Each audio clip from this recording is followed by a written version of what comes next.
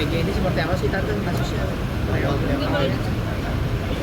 Ya, pertama-tama saya mau mengucapkan syukur alhamdulillah semua masalahnya sudah selesai dan gugatan sudah ditarik dan Sabda sudah melunasi apa yang diinginkan oleh Wulan, tetapi itu jumlahnya nggak segitu ya.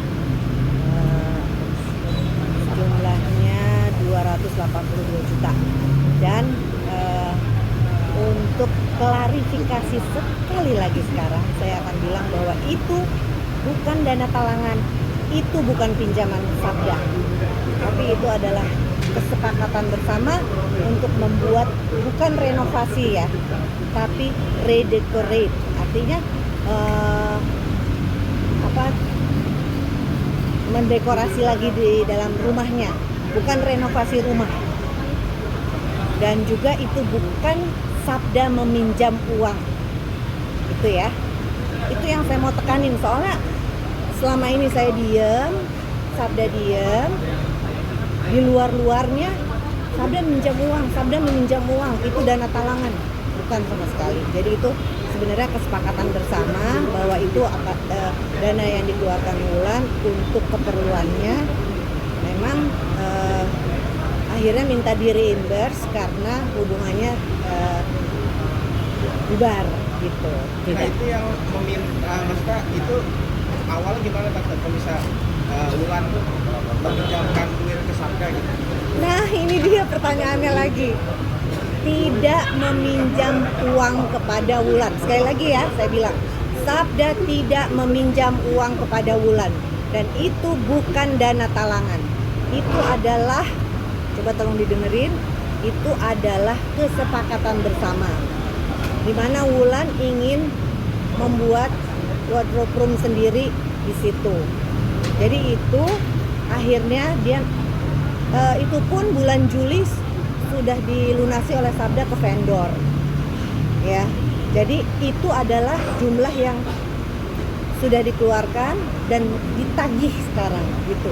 Jadi ingat ya, bukan pinjaman, bukan talangan. Ya Tante, betul, ini kan buat wardrobe room ya tadi bilangnya. Kesepakatan awalnya seperti apa sih Tante? Maksudnya dalam Ya. konteks apakah dana Sabda dulu atau dana Wulan dulu atau seperti apa? Untuk yang lainnya semuanya adalah dana Sabda.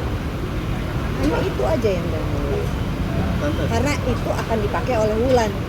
Tapi ada perjanjian tertulis nggak Tante? Tidak ada sama sekali perjanjian tertulis. Tante, tapi info yang beredar juga katanya buat bikin dana segitu cuma buat bikin lemari aja, itu benar nggak sih Tante? Sebetulnya bukan segitu karena sudah dilunasi oleh Sabda ya yang lainnya. Untuk wardrobe room itu bukan 100% dari Wulan, sudah dilunasi oleh Sabda ke vendor di bulan Juli. Nah itu ada fee kontraktor. Depan Ada itu juga apa? Depan aja. Ya ada fee kontraktor juga gitu. Jadi yang harusnya dibagi dua sekarang diminta di reimburse gitu aja. Tapi kenapa pernah dari bulannya bilang kalau itu ditalangi, meminjam dan sebagainya kan? Nah itu adalah pengacaranya kan bilang kayak begitu. Makanya saya sebelumnya diem aja karena takut nanti kalau saya komentar jadi makin meruncing, perdamaian tidak terjadi gitu. Tapi kalau sekarang alhamdulillah semuanya udah selesai. Cuman yang saya mau luruskan adalah jangan sekali-sekali lagi bilang bahwa itu dana pinjaman atau itu dana talangan. Itu adalah kesepakatan bersama. Yang sekarang minta di reimburse. Yang Tante rasain efeknya ke image-nya Sabda sendiri apa sih Tante? Ya itu adalah menjelekkan image Sabda.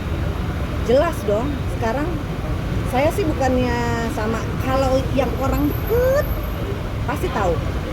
Bukan itu yang terjadi. Tapi kan ini pemirsa yang komentarnya negatif, sampai saya sih nggak mau baca beritanya apapun, nggak mau baca. Tapi yang terbaca adalah yang di IG saya pakai komentar gitu. Tante. Itu bikin saya sakit hati. Karena mereka nggak tahu apa-apa tapi bilang kayak begitu gitu. Mungkin Itu sampai kan akhirnya kemarin nominalnya 300 sekian ya. 395 600. Iya, tapi itu kenapa jadi 200 itu ada miskon Salah salah hitung asistennya. Salah hitung dia. Tante, sampai akhirnya masalah ini tuh dibawa ke ranah hukum itu dari bulan sendiri. Mungkin apakah memang ada cekcokan sebelumnya terus seperti apa sih Tan? Antara Sabda dan juga bulan sendiri? Enggak sebetulnya.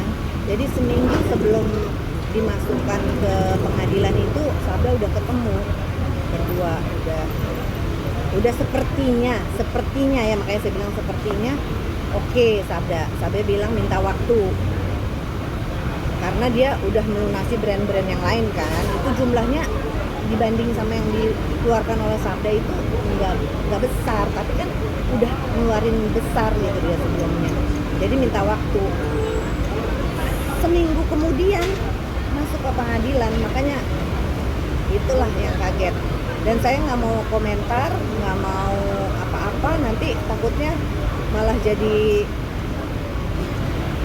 nggak terjadi kayak sekarang udah selesai gitu masalahnya, jadi berlarut-larut. Tapi tante mengetahui awal mulanya ini Nggak tahu saya.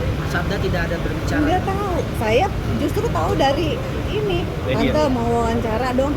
Soal apa? Saya nggak tahu. Begitu saya tahu, saya langsung telepon Sabda. Sab, ada apa gitu.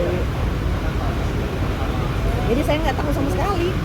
Tapi untuk Sabda sendiri kenapa tidak ada keberanian untuk speak up semisal karena ternyata masalahnya bukan meminjamkan uang. Kenapa dia dari awal tidak speak up sih? Karena coba aja deh. Dari dulu juga nggak pernah mau diwawancara kan. Gitu. Tapi Sabda sendiri udah cerita ke Tante belum soal Untuk kejadian semuanya atau sebenarnya. semuanya gitu? Awalnya gimana, akhirnya karena saya tanya ada apa sih sebetulnya, terus saya jadi emosi gara-gara